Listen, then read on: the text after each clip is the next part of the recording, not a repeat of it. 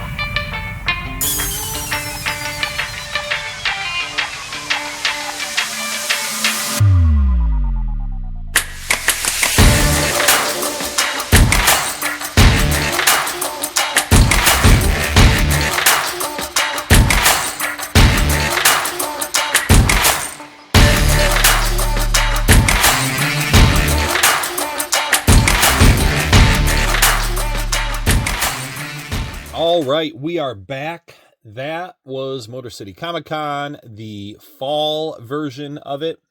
And I've got to say, it was pretty good. I went on Friday, as I announced at the beginning of the video, but I also went back for a couple hours on Sunday.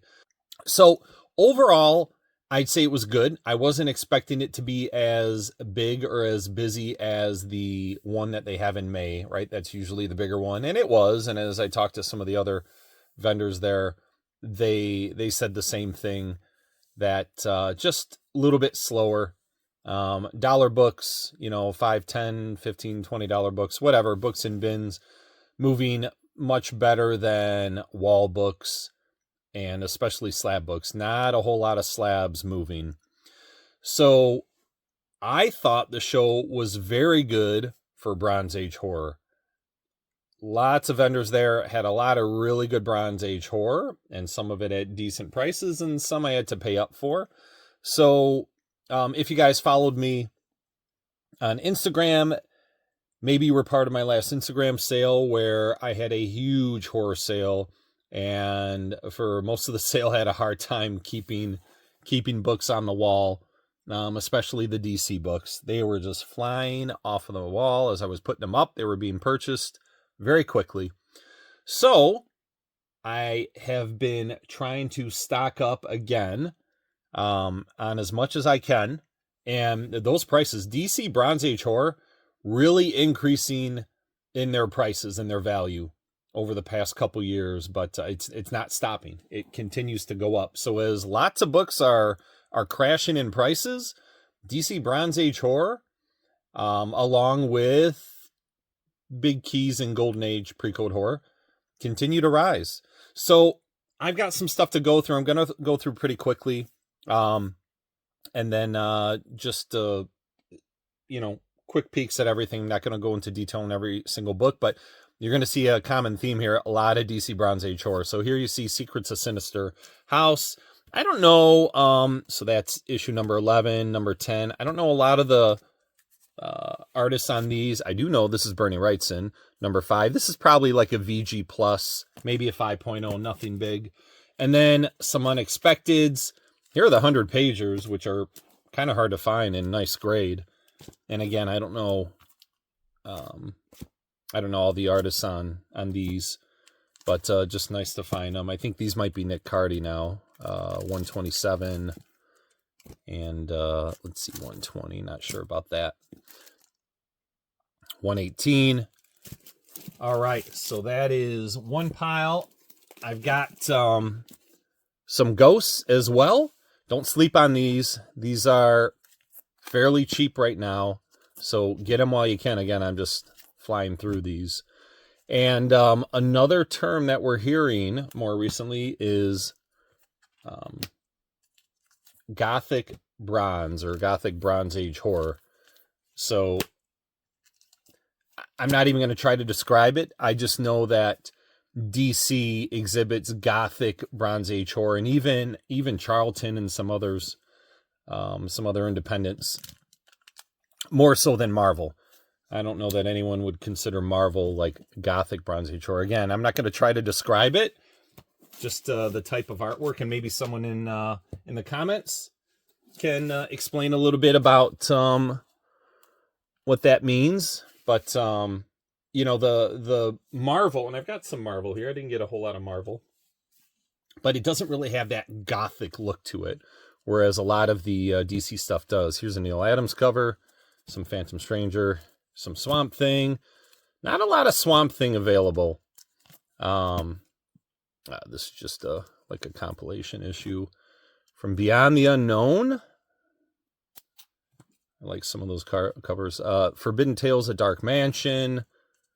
Also a nice title. Weird Mystery Tales, of course. I love this. I don't know if that's a werewolf or what, but I found a couple of those. This one's really nice grade. And then I think this number 16, I love that Scarecrow cover. I think that's a Louis Dominguez cover. So many great artists for DC back in Bronze Age horror. Louis Dominguez, Mike Kaluta, Nick Cardy is amazing, and of course Neil Adams, and then the famous Bernie Wrightson. So a few witching hours, not too many of them. Kind of counting backwards here. 40, number 36.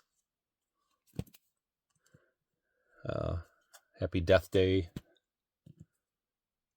Number 15. And then, of course, this one, the Witch in Space, issue number 14. That's a Neil Adams cover, and I've not read this one, but I know the haunted house in space with the witch on the broom there is definitely considered a classic cover. And then, okay, House of Mystery. I kind of went crazy on House of Mystery again. I'm not going to spend a whole lot of time on these because there are just too many.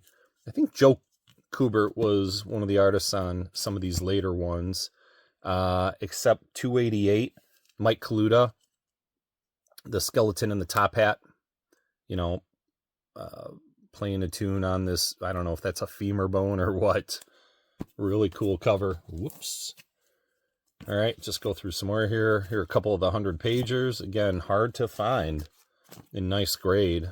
And these are, I think out of all of these books that I got that I'm taking you through, really nice cover. Issue 208, Nick Cardy. I think only a small handful might be VG at worst, but most are, a handful of fine, and then I'd say majority are VF or better. You guys know I love Scarecrow covers. Issue 206 is actually Tony D. How do you say his name? DeZuniga? I don't know how to say it, but anyway, a little bit of a different artist on this one. It's not your typical Nick Cardy, Neil Adams, Louis Dominguez and the others. And this other awesome, Death or Grim Reaper rowing down, the river in a casket. Issue 205.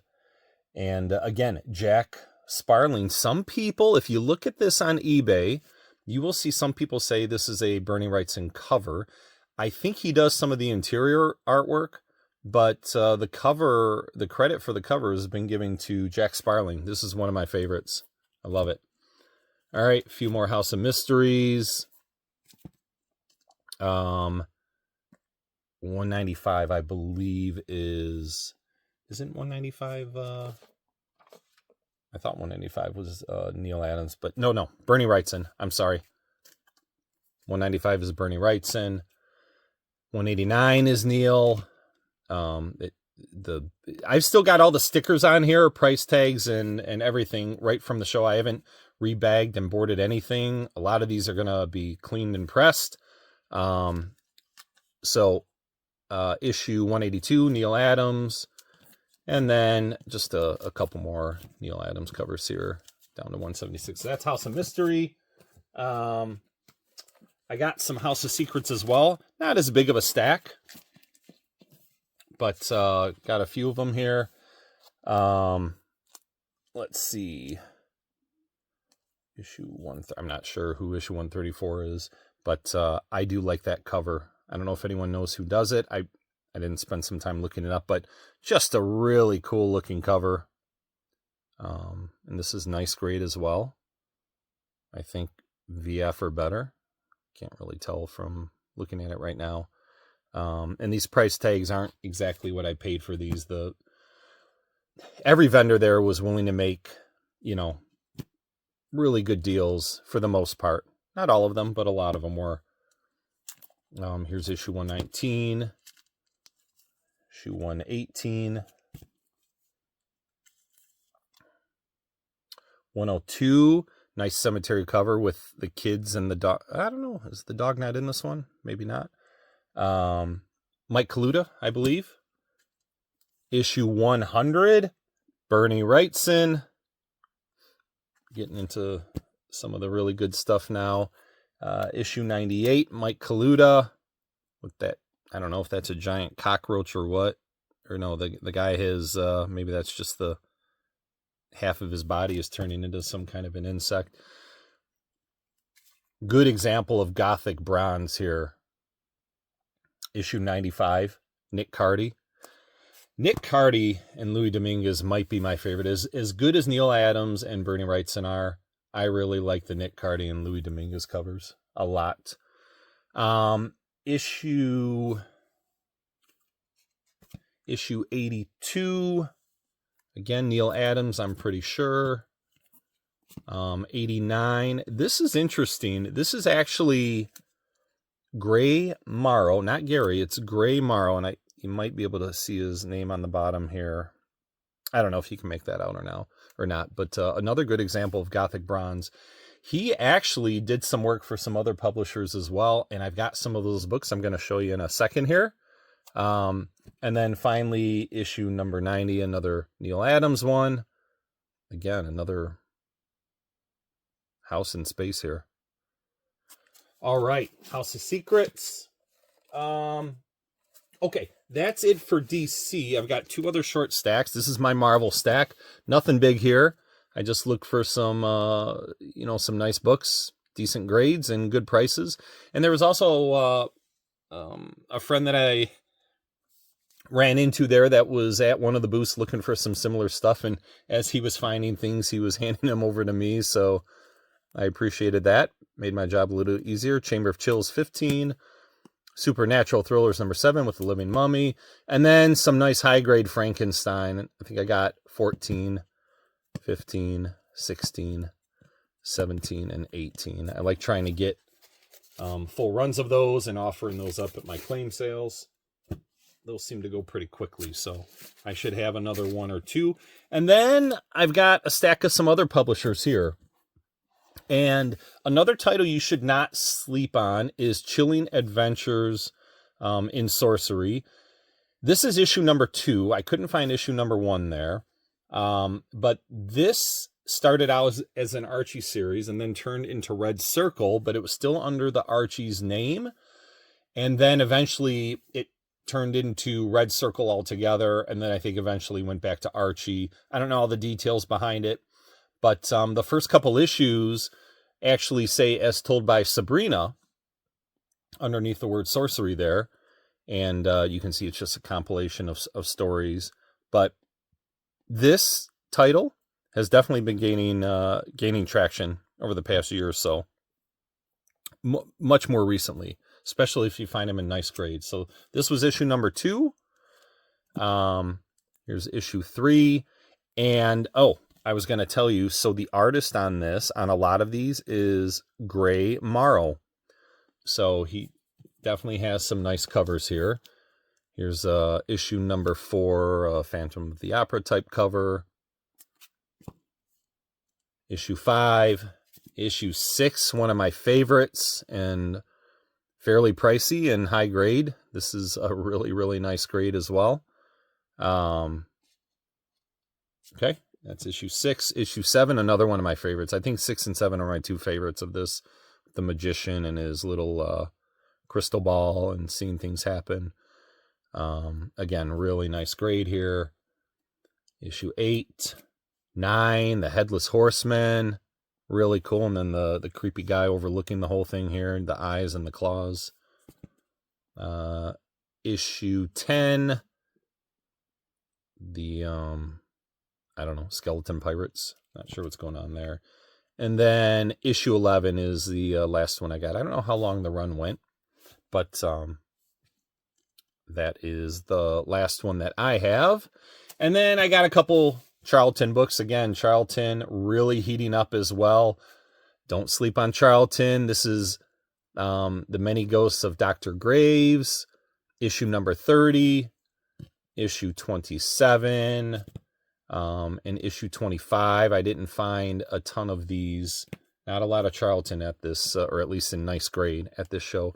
And then Ghostly Tales number 85, Ghostly Tales number 63, and Haunted Love number 1, but it's the Modern Comics. Unfortunately, I didn't find one under the Charlton name. So this is actually a reprint, but I got it anyway, just for the heck of it. So that's it. That's all the stuff that I picked up. I know it was a lot to go through. So I hope you enjoyed it. My pickups, the video of Motor City Comic Con. It was good. I enjoyed it. But definitely, if you're looking for Bronze Age horror, go for DC, go for Charlton, go for Red Circle and Archie stuff.